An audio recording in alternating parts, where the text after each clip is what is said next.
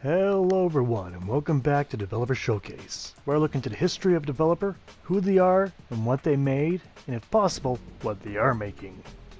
With my pilot episode facing no negative feedback, that to me is a green light to continue this series. And this time around I'll try to keep the video shorter if possible. Well, will be today because the subject is Sucker Punch Productions, a second-party developer for Sony Computer Entertainment, aka PlayStation. Well, the short version of the story goes, well, small team makes an N64 game, a series of PS2 games, a series of PS3 games, a ships PS4 game. Along the way, they make a smaller studio approach to making successful AAA games alongside a production made by almost 8 times most sizes. All credit goes to an incredibly talented team of artists, programmers, designers, staff here. That's how they put it. But I'll elaborate on that summary. Brian Fleming and Chris Zimmerman and others worked at Microsoft. They all worked in a variety of productions and software development applications, but shared their love of video games, and in 1997 chose to leave Microsoft to form their new game development studio. The name was chosen from a list of many, but they couldn't use while at Microsoft, and he had trouble deciding, so Chris Zimmerman took the names to his wife, and she said anything but Sucker Punch, and so the name has been chosen. Given the limited activity of Sucker Punch Productions, I'll roll the chop list and the rest of history into one, since they overlap at some point. Now, the chop list is where I mention each game's release date and sales figures if publicly known. Now, picking up where we left off, the first game developed by Sucker Punch is Rocket, Robot on Wheels for the N64, which is released on October 31st, 1999, published by Ubisoft. This is said to be the first game on the home console to use physics to drive the gameplay.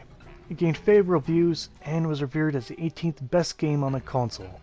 This gained attention of Sony, and they struck a deal with Sony to publish the next 6 major games developed by Sucker Punch.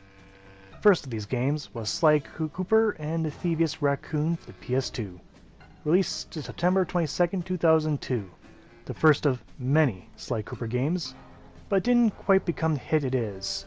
Yet. The sales of Sly Cooper were initially poor because they're overshadowed by another 2 PS2 platformer games published around 2002, which were Ratchet & Clank and Jak and Daxter Precursor Legacy. Makes sense. But still it sold pretty well with 400,000 units sold in 1 year. Since its release allowed it to be included in Sony's Greatest Hits line, it is republished again at a lower price. I remember those. They don't do those nowadays, do they, anymore? Now what did they make after Sly Cooper? Why, Sly Cooper 2, Band of Thieves, released September 14, 2004, selling 1.8 million copies globally. A demo of this game was included in Ratchet & Clank Up Your Arsenal to boost the popularity and rev up some hype. It was actually well worth it. Now, what do you think Sucker Punch made after Sly Cooper 2? Yep, Sly 3, Honor Among Thieves, the third installment released September 26, 2005. But didn't do as well as the predecessor, but still sold plenty with 830,000 units sold globally. And it was the end of the Sly Cooper series for Sucker Punch. But the next franchise is the PS3 flagship title known as Infamous. A critical PS3 title. I really don't need to say much more about the success of this title, but it was released May 26 and sold 2.9 million copies globally. And later became one of the core titles for the PS3 being bundled with the console. You can't get more success than that. Next title, as plenty of people know, is Infamous 2. Released June 7th, 2011. But on the PS3, it didn't sell as much as the first one, it still sold lots with 1.8 million copies. Sucker Punch also made a major DLC for Infamous 2 called Infamous Festival of Blood, which you didn't even need the original game to play. That's rather nice. It was well received with positive reviews. Now, in the same year, well, with their deal with Sony was done, Sony was very impressed with the success of Sucker Punch production titles and offered to buy them, thus turning the second-party developer into a first-party developer. And as we know today, they took Sony up on that offer.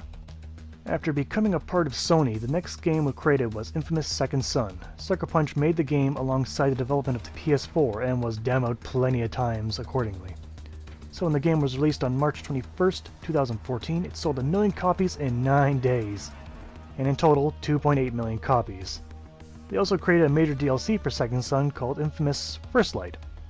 It began creating it right after Second Son, and it was released on August 26, 2014.